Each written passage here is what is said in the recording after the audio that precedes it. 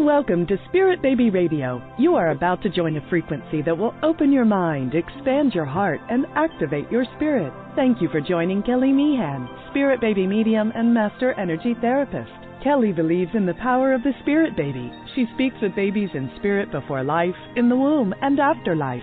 She supports, teaches, and guides others to tune into the intuitive and mystical parts of life for greater wisdom. Join her in meeting your soul baby and build your connection and relationship with deep love and trust. Welcome to Spirit Baby Radio with your host, Spirit Baby Medium, Kelly. Welcome to episode 123, or I like to say 123, October 15th, 2021, Spirit Baby Communication within the LGBT community, building love and unity for parenthood. What ways can fertility and pregnancy be supported within the LGBTQ community? How can you access your journey under adversity? What beautiful and awakened energies align within towards family creation? I have a special guest episode, Vanessa. Hi, Vanessa. Hi. I love, I'm going to read her bio in just a moment, but I always love to connect all the dots together. Like, where do I meet people? And everybody knows in every episode. And I feel like we met in Spirit Baby Communication Mentorship. I don't know if we met before that, did we?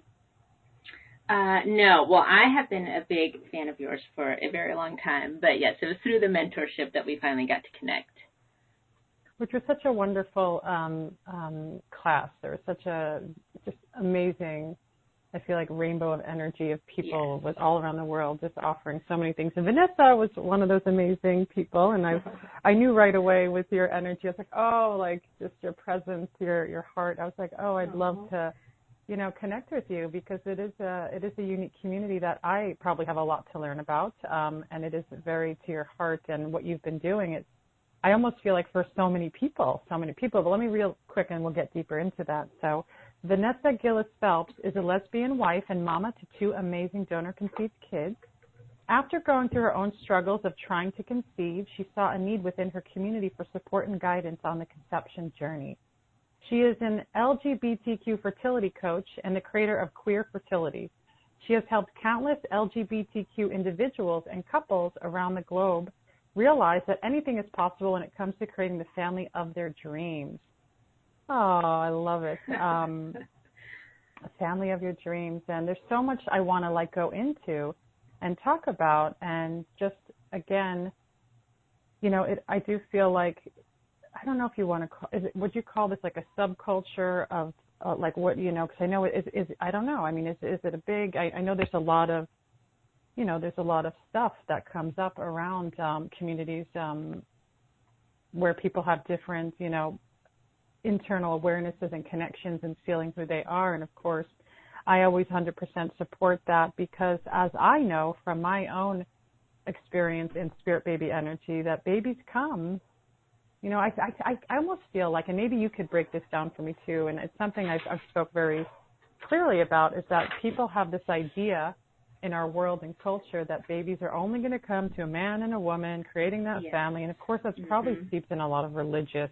Yes. I have to say it. It really is, because babies come to single moms, single dads, same-sex, women, men, transgender. And so I really feel like this is an important conversation as our world is evolving, is that Spirit Baby being, of course, is coming to different parents in different ways at different times. And I'd love to hear more about what you do. And actually, let's define, I want to do that. Let's define LGBTQ. What does that mean? How about that first? Yeah. Thank you. LGBTQ, so it's lesbian, gay, bisexual, transgender, and queer. And, actually when I first started, into this work, I didn't, we use the word queer, but I didn't really specifically know what it meant. And so, as I started having clients who were transgender, clients who are non-binary, let's say if two people are together, maybe it started as two women, right? So maybe a lesbian couple.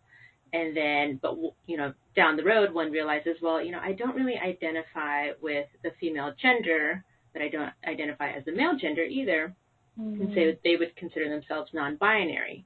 So technically, they don't consider themselves a lesbian couple, so you would say they're a queer couple.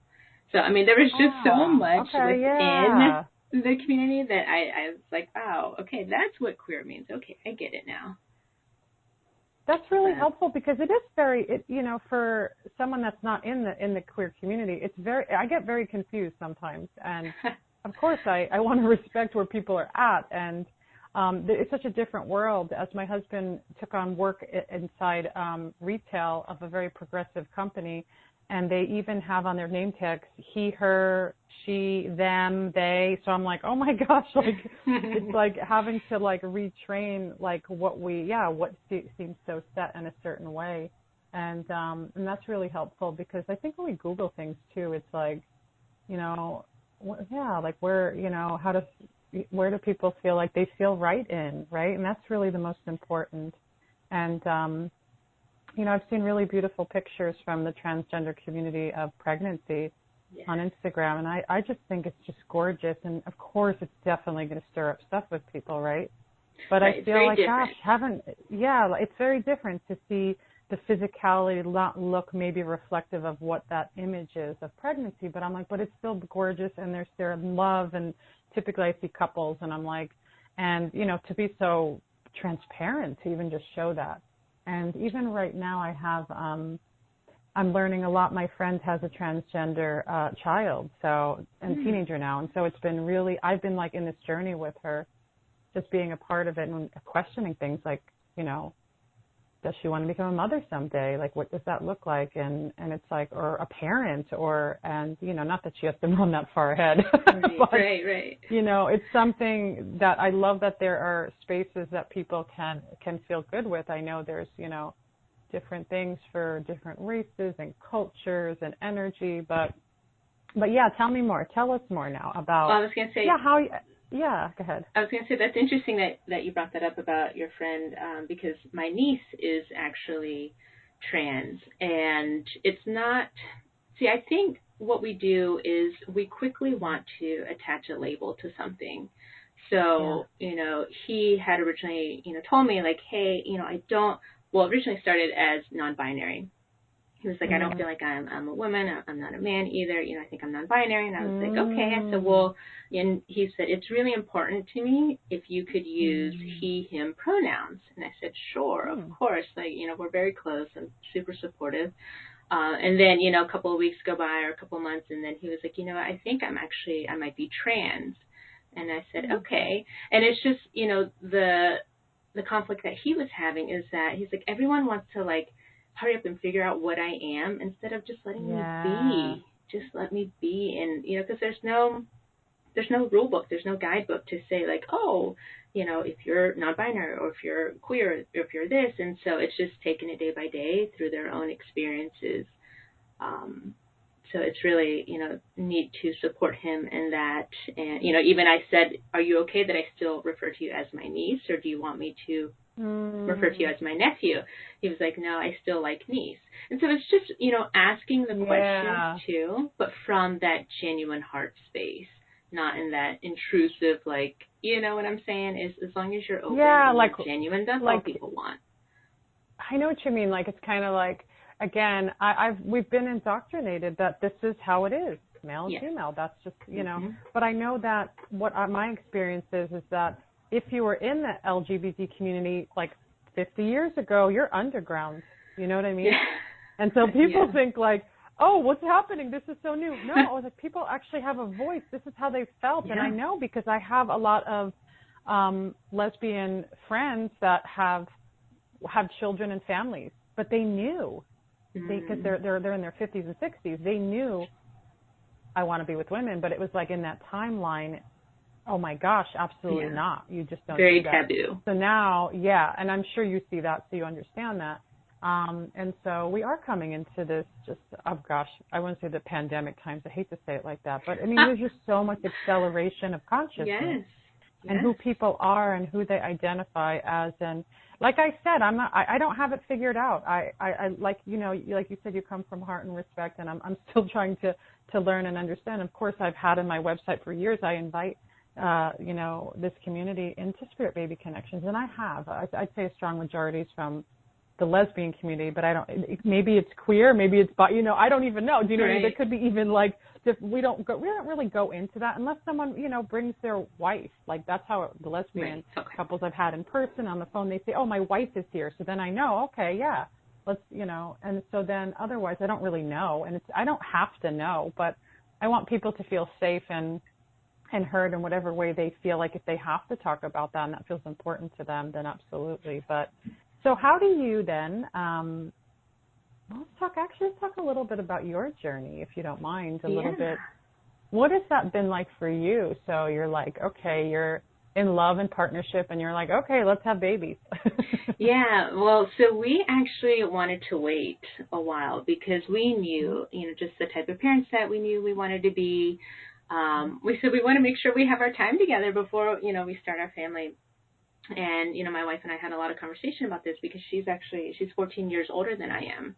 And so knowing that she was already going to be a mom, much later in life, I said, how much time do you really want to wait? And she was like, you know what, I think, and she's very intuitive as well. So she was like, I think we'll just know when we know. And let's go from there. Wow. Let's not try to really plan anything.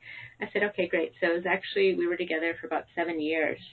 Wow, yeah. Before, and just one day I kind of woke up and I was like, I'm ready. She was like, I'm ready too. Let's do this. And, just kind of approaching it in a very naive way. We just thought, as everybody thinks, like, okay, we'll just get pregnant. You're like, we're ready. Let's just do this. And it was not that way at all. In fact, it was difficult. It was confusing. I had no idea how much was really involved in the process of conceiving, just all the different options that there are. What are the different options? Yeah, so the most common are, you can do at-home insemination, and you can do that either with a known donor or, going through a cryobank.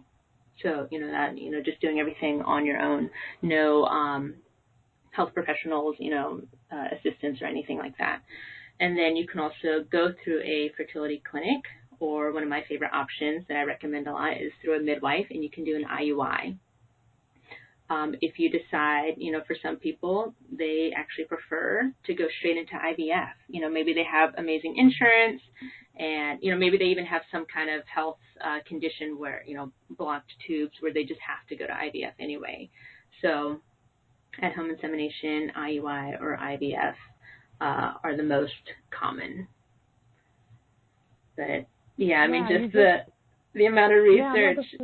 Go ahead, sorry. Oh, I'm sorry. I was just going to say the amount of research, because you have those things. You're like, okay, I can go option A, option B, option C, and then just hours. And really, you cannot research it enough. There's just so much to learn about it. And, when you're excited and you're just ready, and it's a lot. And you go from, I hear my clients all the time saying, like, we're so excited, we're so optimistic. And then, like, day 2 of research, you're like, oh my gosh, am I ever going to feel prepared enough? There's just like so much to keep learning.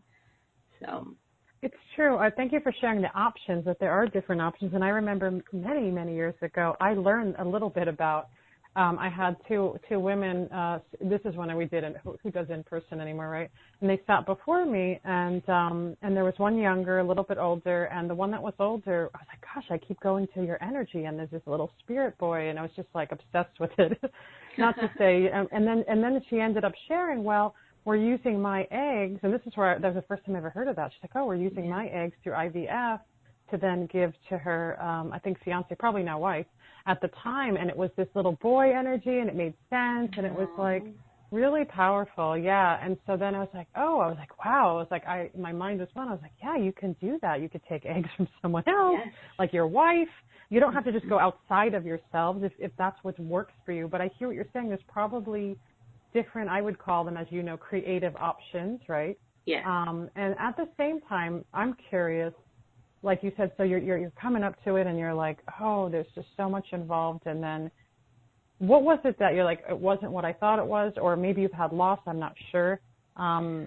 And then how do you find that, like, that strength to go, okay, like, what does that look like?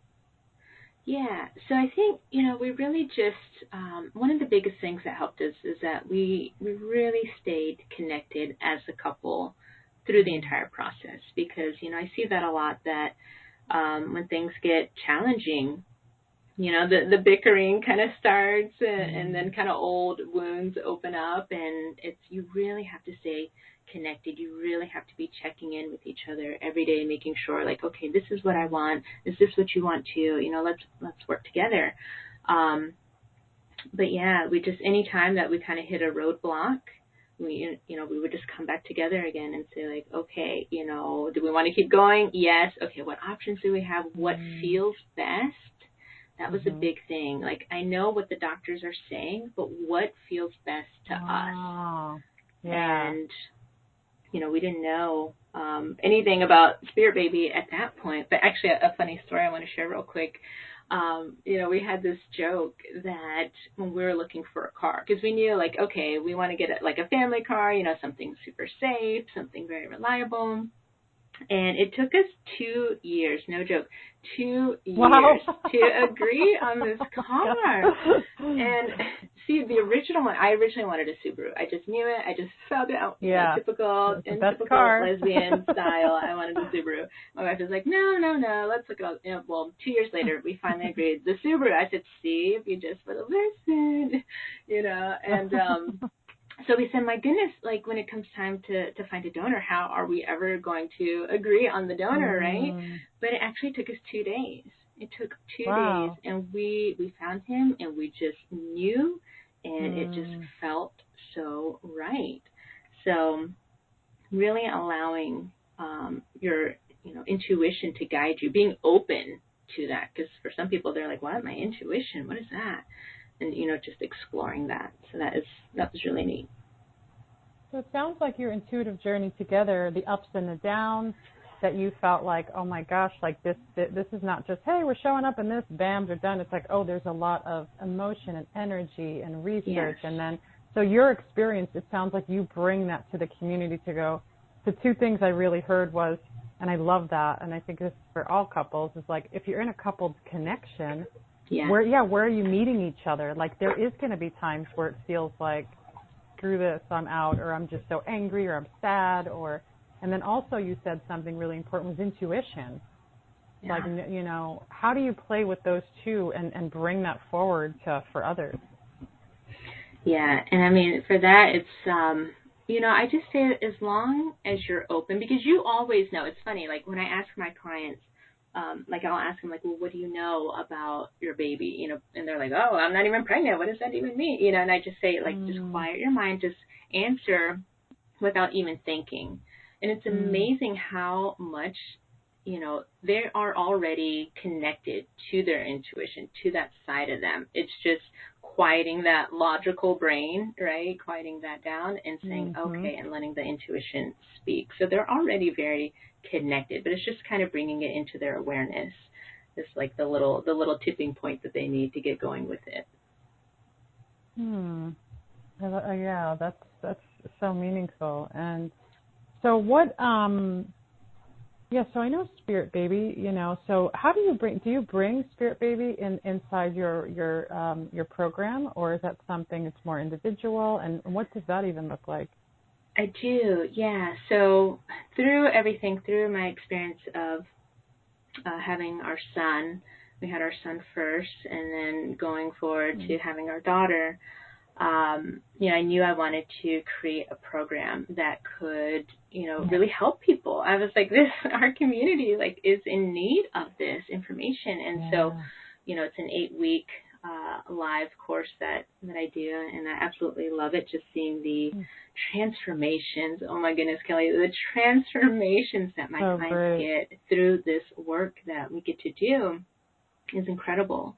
But one of the modules in there, it's actually week 3, which is my most favorite that I teach, is, all about connecting with Spirit Baby. And that's just, it's so powerful. And so it's so much fun, as you know, right? How fun is that? Yeah, it is really fun.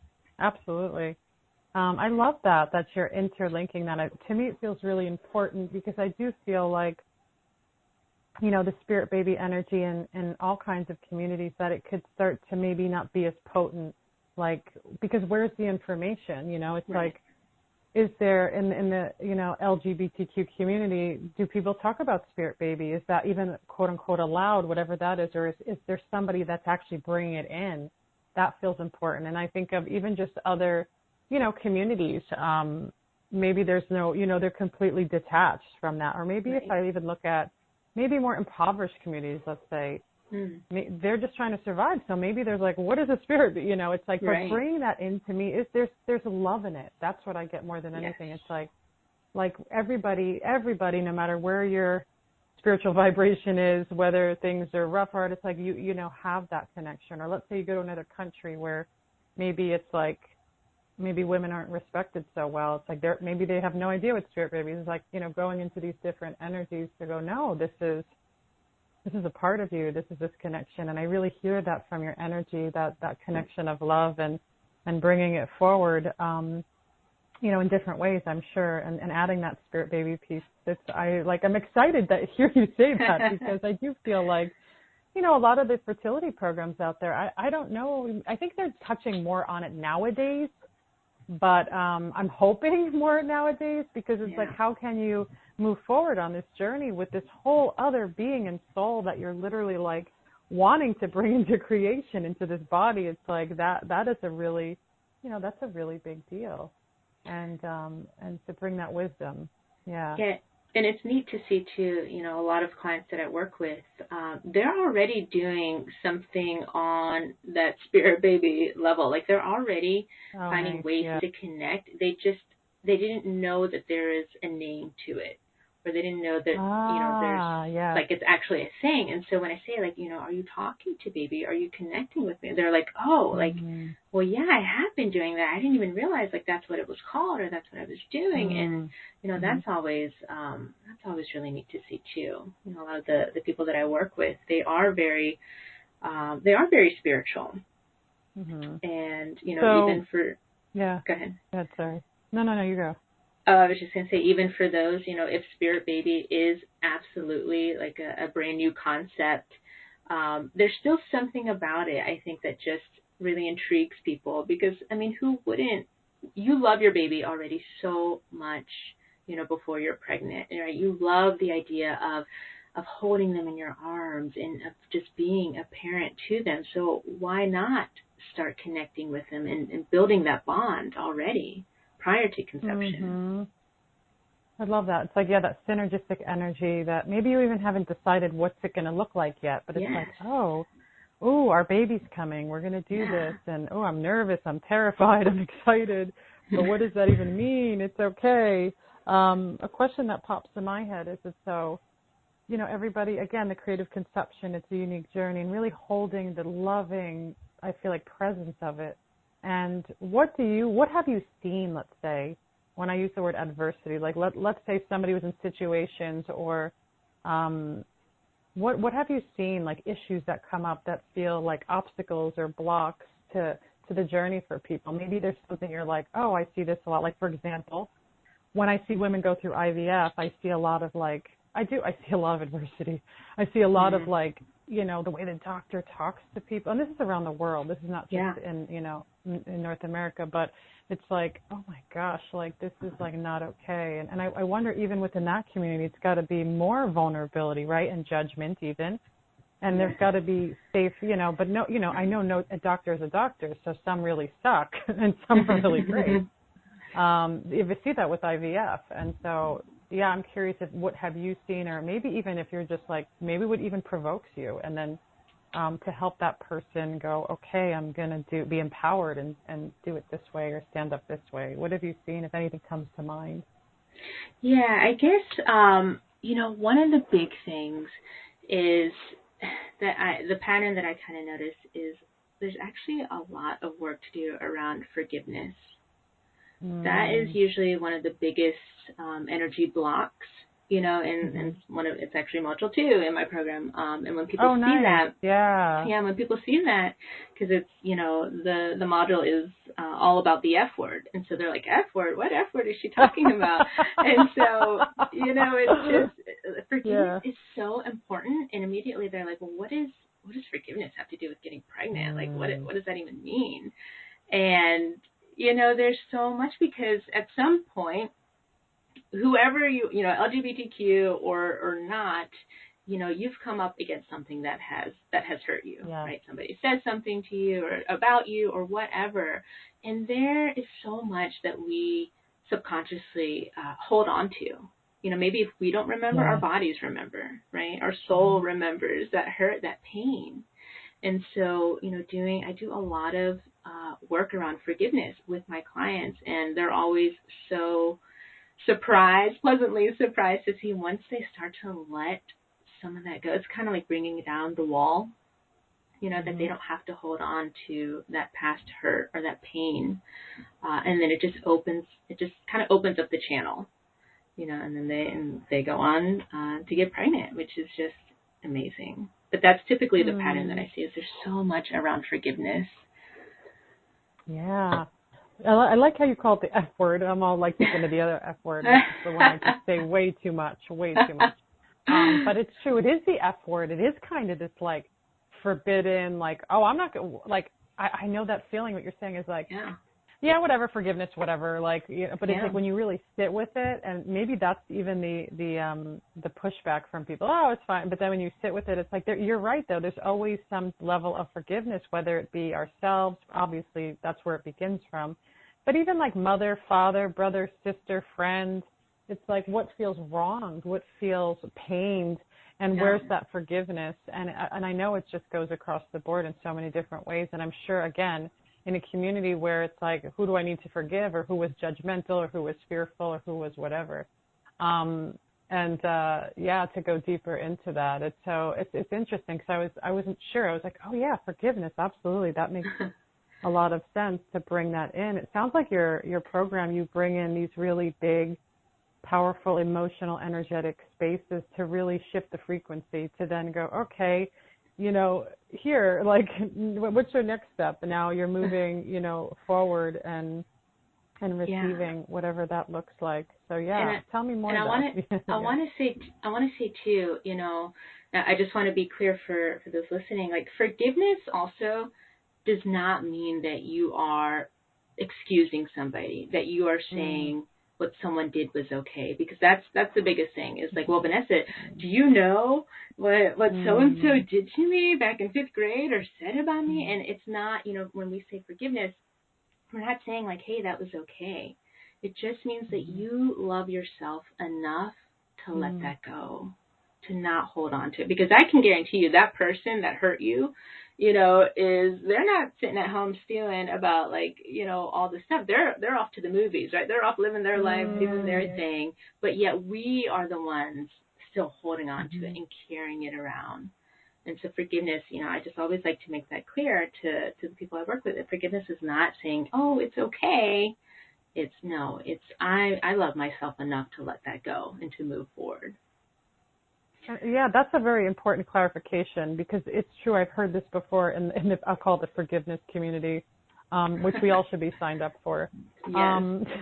Is that, because I know I've worked on that in my own space with a particular family member, and I'm like, gosh, but it does feel like I get angry, so I'm like, oh, but their naiveness or their inability to meet me feels unforgivable because of the whatever they've been through, because of their trauma. But then it like weighs upon me, and then I'm like, I feel like I'm responsible now to heal them. And I was like, how do you, and then you're like working on that forgiveness. And I like the idea of that internal love with the self. It's really forgiving the self for even what is the, the overly attachment or the need from this completely other being that is a part of your journey and whatever those lessons are.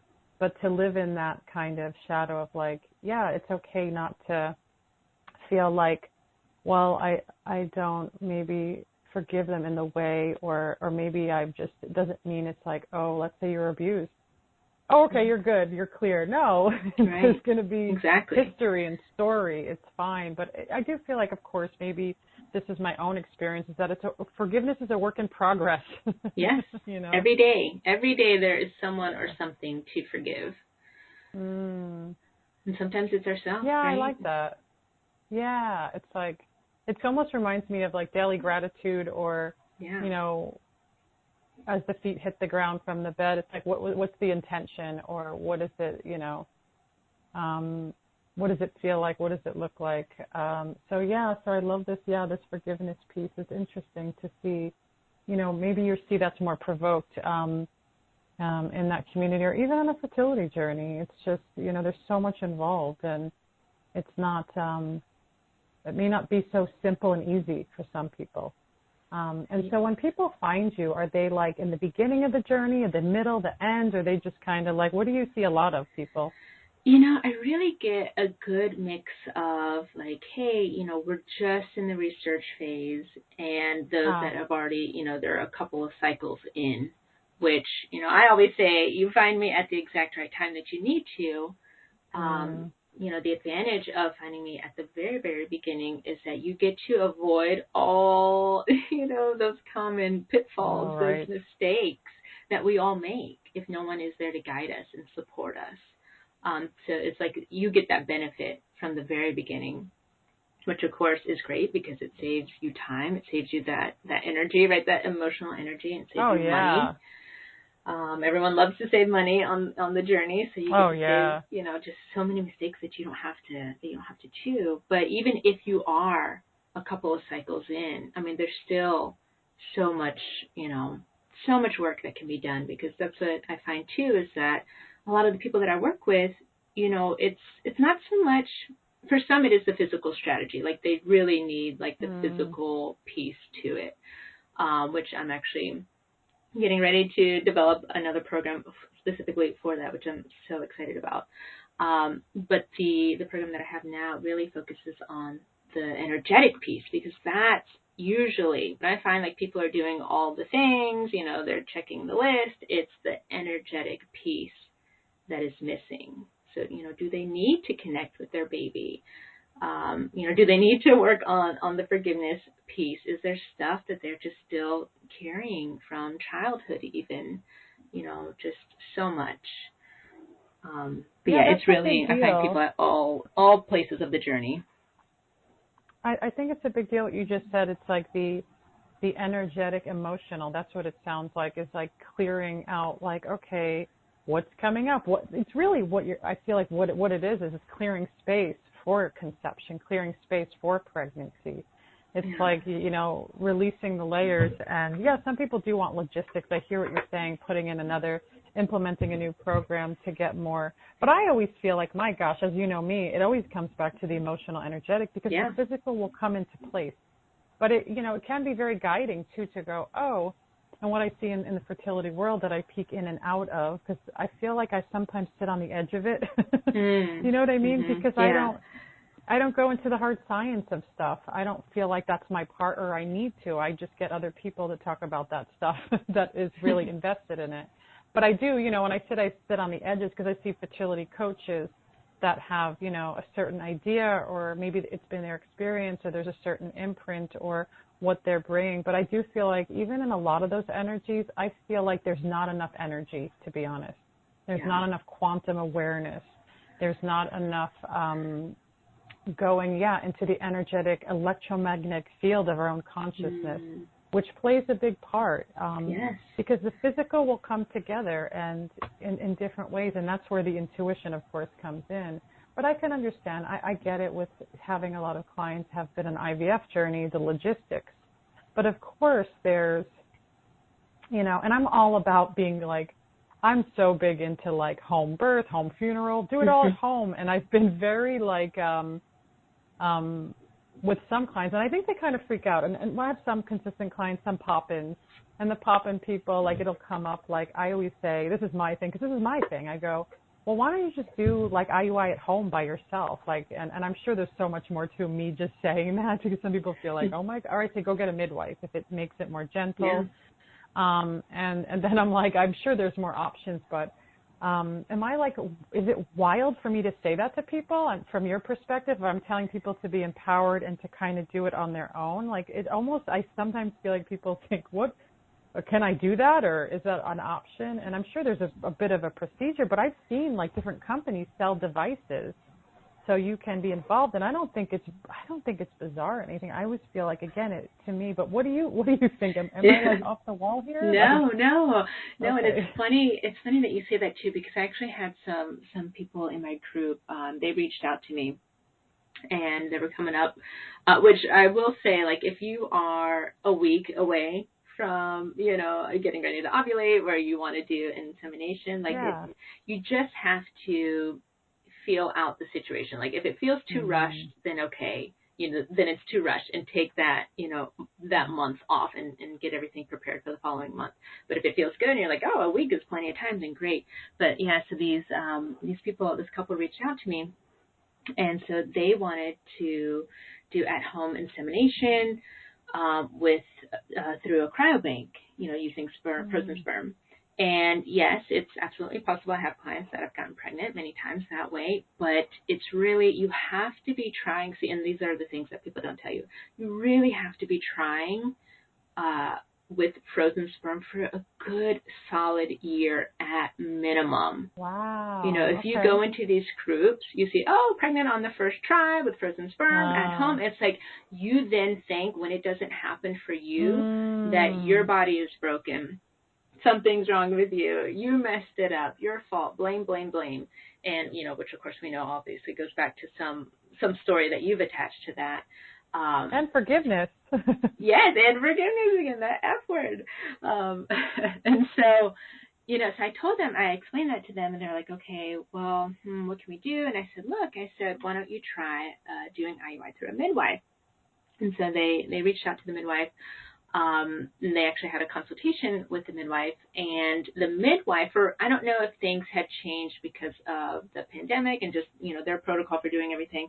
The midwife coached the couple through it on, like, this is what you would do. Here's the equipment or, the supplies that you would need.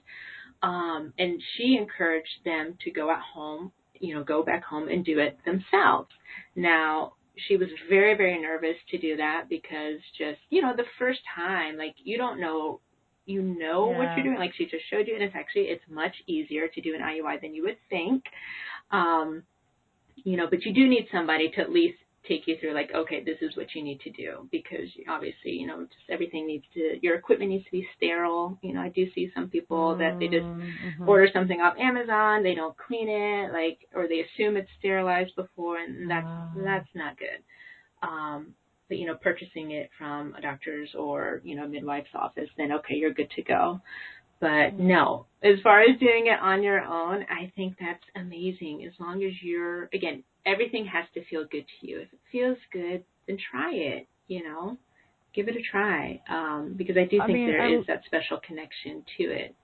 Yeah, I love that you said that. It's about being intuitive, but also I'm saying this to people. I haven't said it in a while, but then I started to judge myself going, am I just off the wall? I mean, is this not like, this is an option for this? Like, I felt right to me. Like, in my reality, it probably would be something I would, if that was an option and I needed to go there, that's where I would go. Yeah. But I like that empowerment. I want to explore my body, but of course you have to have, the right, of course, sterilization, the right material, the right, maybe even procedure or teacher. But also another really good point you brought up, and I see this a lot with IUI, for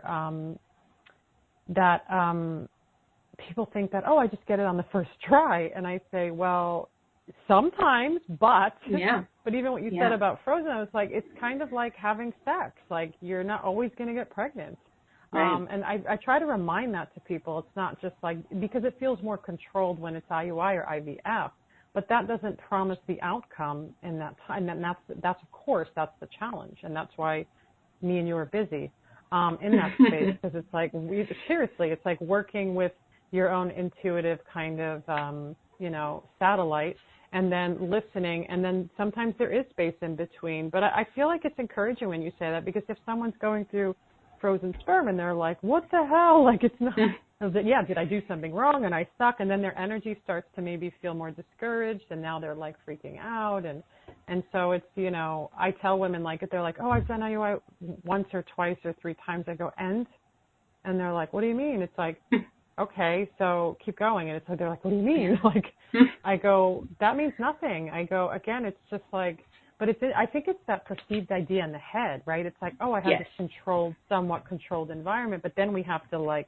unhook from that and go, okay, because I've seen women get in on 7 and 10, you know, and their children are here. But imagine if you were like, after 3, you were like, no. And of course there's a fine line between being, you know, you don't want it to be overly like abusive or too much, because then it feels like, you know, what's happening? Yeah, and so, you know, even in talking about sperm, when you go through using a cryobank, you know, using frozen sperm, we're talking like $1,200 for a vial, for one vial. That's for one try. Okay, and so, you know, with our community, like, we already know that we have to maximize every chance that we can get. So, you know, at $1,200 a pop, it's like, okay, I want to make sure I'm doing everything within my power, you know, to get this right. But yeah, and we can even, you know, a whole other episode, we could go into how people, you know, can find donors, you know, because there are so many ways that I didn't even realize people were finding donors. Really? You know, if you don't want to go through a cryobank, maybe you, like, I have some clients who, they just love the idea of having a known donor, someone that can, you know, they can meet face to face, really sit down and have a conversation with. Like, that feels more authentic to them than, you know, picking someone out of a catalog type of thing. But, you know, those are the things that people don't know. They don't know. So yeah, and you bring that knownness to people. But it's true. There's so much to learn in this fertility world. I'm learning stuff from you even now about the frozen, and I didn't really think about that. And so, but it's good to bring, and I guess and technology's changing, right? I mean, there's like more stuff like being discovered and invented. And because I remember a long time ago, I was sitting in a class, it's actually a deaf midwifery class, and the teacher was talking about, I don't know if she was talking about IVF, maybe it was like IVF, but she was like, they put the sperm and the embryo in the dish, and they just find each other. And I looked at her like, whoa, what are you talking about? This is like 50 years ago. I actually raised my hand, and I was like, because I was the only one in the room that was into the birth field, the birth stuff. And I said, actually, I think it's called ICSI. I don't know if I said it right. But I was like, this is what they do now. And she was like, oh. But I loved her romance, because she had like a beautiful accent. It was like romantic. I was like, I'm just going to kill everyone's romance right now for a moment. I said, but technology is quite impressive. I said, they do it a little different nowadays. But I feel like I'm always learning more stuff, even, you know, just what you're saying. And really, I learn a lot of my stuff from my clients, to be honest, and listening to their journey, right, to see like, oh, well, this is, you know, someone's like, oh, you get a 3-day egg instead of a 5. For some reason, it worked for this person, doesn't work for someone else. I'm like, that's what I call it, the creative conception, is like having to experiment and having to see. And I mean, I'm sure you've seen that too, when people feel like, oh, we've been on this journey and, you know, we're experimenting, and then something maybe shifts, or they're like, oh, we found the right, you know, formula, we'll call it. Yeah, and that's exactly right. And, you know, I want to say, too, going back to how, you know, if it doesn't happen, we blame ourselves, right? Like, oh, it's me, it's my body, I'm too old, I should have started sooner, you know, whatever the excuse or the reason is. You know, but I have one client who, they're so wonderful. She was telling, because her wife was really just having a hard time, like, it's me, it's my fault, I messed something up. And the one who's not caring, she was like, what about him? He could have been having an off day when he made the donation. Like, what's wrong with him? Why do you have to attack yourself? And I was like, it's so true. Like, good not that we have to relationship there, Yeah, no, but it's good to bring in that, that other part. Yeah, but I always say I love blame. It's fun to do it. Not fun. I'm being facetious about it, because it's so, like, it feels good sometimes. We're like, I want to blame. But it's good for in partnership to go, because this is what I love about partnership, is like, I want to go to my partner and just be like, what the F this, that person. And then I'm like, okay, I feel good now. What are we doing? Let's go hang out. but to bring that perspective is so loving and pure too, to be like, what about that? Yeah, like who knows what that organism and the way that energy was and the physicality of it. But again, it's really healing to bring in these different pieces, right? And it's like, oh yeah, like that's a good point. And then of course to then, obviously there's a reason why to go into that space. I always feel like to go into those spaces to just surrender them. Like it's like scrubbing yourself with, when you're just cleansing it with some scrubbing salt on your body. It's the same energetically. It's like, okay, now, I'm not happy, I'm disappointed, but where am I regrouping? And so I feel like it's like rebooting, like, okay, now what's the next step? And I do feel like maybe you've seen that too for some people. Okay, it's like, of course, somewhat of a strategy, but it's like when I've had people go through loss, especially with IVF or with natural, it's like, okay, like let's, nothing has to be done now. Just be in your grief and then come back. That's the beautiful thing. I'm sure you see that too. It's like you'll come back, but it's like we don't have to make decisions at this moment, but there's such a desire because the fear or the things that come up feel like, oh, it's not going to be there. But it's interesting. I'm sure you've heard this too. I've heard so many women, it's just never going to happen, or I don't know what's going to happen. And then they're literally sending me postcards of their babies. I know. And I'm like, I know. you love that? I love it. Yes. Yeah. And you're like, it's okay. Yeah. I said, that's why I didn't take you out of that emotional breakdown. And you were like, it's never going to happen. I wasn't like, oh yeah, you're right, it's never going to happen. I was like, this is where you are. It's, you're good, and just kind of explore it. And then, which I think is important to share, because of course there's no promise that things are going to look or be a certain way, but the potentiality is what I like to call it, of family creation and, fertile energy. It's there, but you just may have to get, in a most loving way, just a bit creative about it. That's all. And I feel like creativity. Yeah, absolutely. And I feel like that's what lights me up so much about this work that I get to do, is I get to support people through their entire conception, through, trying to conceive, through their pregnancy, when they have those roadblocks or those hiccups, as I call them. They just see what's directly in front of them. Where as their coach, I have the advantage of seeing that bird's eye perspective. I have that bird's eye view on the whole situation. And so, but letting them, guiding, but also allowing them to kind of figure things out a little bit too, to say, oh, okay, that's maybe why that happened, or this is what was going on. But that's really, why or when I saw the need to do 2 programs, because the one that I have now, my Fertility Freedom program, really supports people on that energetic, emotional level. But then also, that was inspired from my daughter, and everything that we went through trying to conceive her. And then I feel like the energy, of my son, he is really inspiring me to create this next program. Because when we were trying to get pregnant with him, I was dealing with endometriosis. Was told by my OB at the time that I would never be able to get pregnant, that I really needed to look into adoption or foster. And it just, I'll never forget when we went into that appointment, so full of hope and excitement. And I was not expecting that. I was not expecting him to say, like, so it's just, well, he said biologically, he said it's not going to be able to happen. He said, if by some miracle you do conceive, it would have to be automatically through IVF, because of the endometriosis had just scarred everything so much. And I remember leaving that appointment just feeling like defeated, like, what? Yeah. And like, no, like that. And it's like, I heard what he was saying, but I felt something different inside. Yeah. It was like this whisper that was like, try anyway. And I was like, no, like, how can I try? Like, we're not doing IVF. That just wasn't, my wife and I had already discussed, that wasn't in the cards for us. And then the things too that people, that I think that's another thing in the LGBTQ community, is that people just don't get it. And they mean well.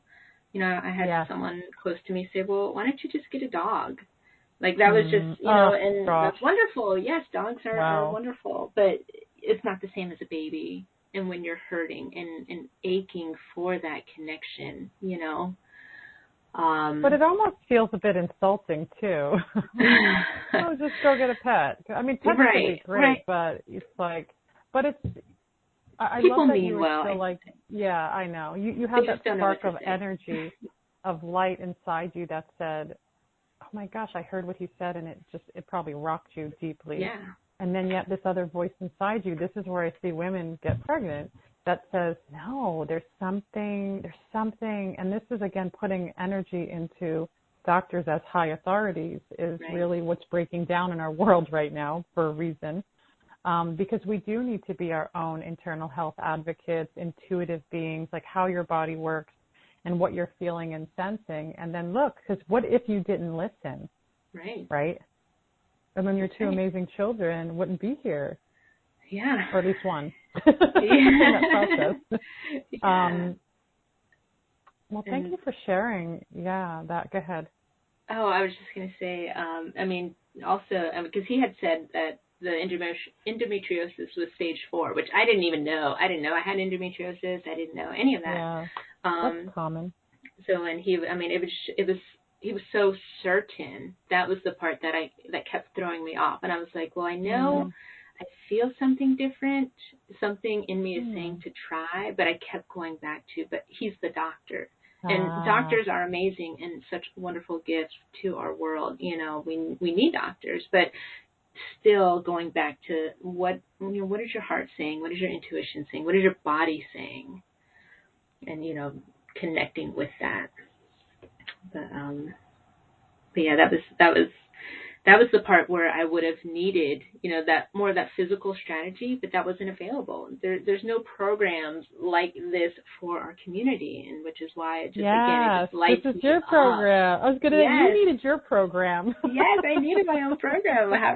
Almost 7 years ago now. So yeah, it just lights me up to serve the people in my community, to hold their hands through this, to guide them. I mean, such an honor for me to do that. So lovely. We're coming up to the end here, and I'd love for you to share, ways that people could contact you, your website, any other, social media, whatever it is, and if you have anything upcoming that we should know about. Yeah, so you can find me at queerfertility.co, and you can also reach out to me at hello@queerfertility.co. Shoot me an email. Let me know where you are on your conception journey. And I also just created a guide that I've been wanting to do this for so long now. Just all the things I wish I would have known, while when my wife and I were trying to get pregnant. And again, this guide is to help you save money, time, avoid the common mistakes that I see over and over again. And you can get that guide at queerfertility.co/grow. And you have a really beautiful Facebook group that's just growing with so much excitement and love for the community. I peek in once in a while, but it's just the energy feels so good in there. It's like you're so active. Yeah, like present. Thank you. That really means a lot to me because, when I was just on my own journey and I was looking, there's no shortage of lesbian, queer, TTC groups. There's no shortage of them. But what I was finding was that the energy, I would go into them and the energy was just draining. It was like I would go there to feel inspired. I wanted to feel better, but I would leave feeling worse and just drained. And I was like, no.